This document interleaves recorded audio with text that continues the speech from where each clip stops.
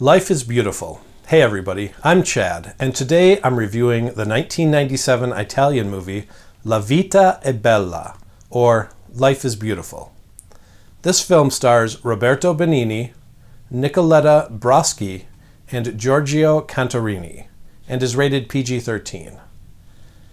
This film tells the story of Guido, an Italian Jew whose life's ambition is to open a bookshop and to marry his princess, the girl of his dreams, Dora. The first half of the film shows Guido's misadventures, both working as a waiter at his uncle's restaurant and also pursuing the lovely Dora, with only a few signs of the anti-Semitism and politics of fascist Italy in the time leading up to World War II. Fast forward several years. Guido and Dora are now happily married with a son, Joshua, and the dream of a bookshop has become a reality.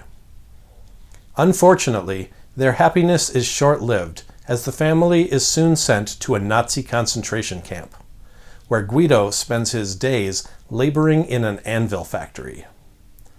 Now, Guido must convince his son that living in the concentration camp is an elaborate game in order to protect him from the horrible reality of forced labor and gas chambers.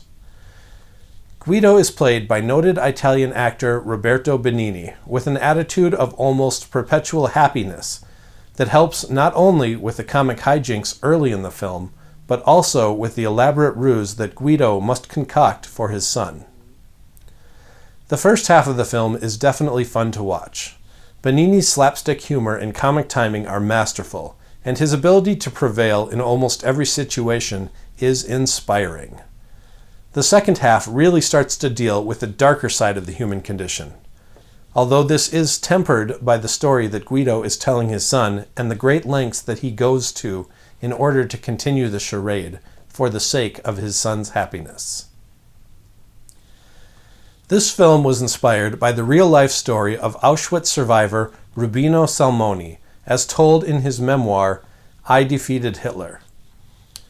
But the fictional account of Guido and his son requires so much serendipity, it's hard to believe that such a deception could have been maintained inside a prison camp.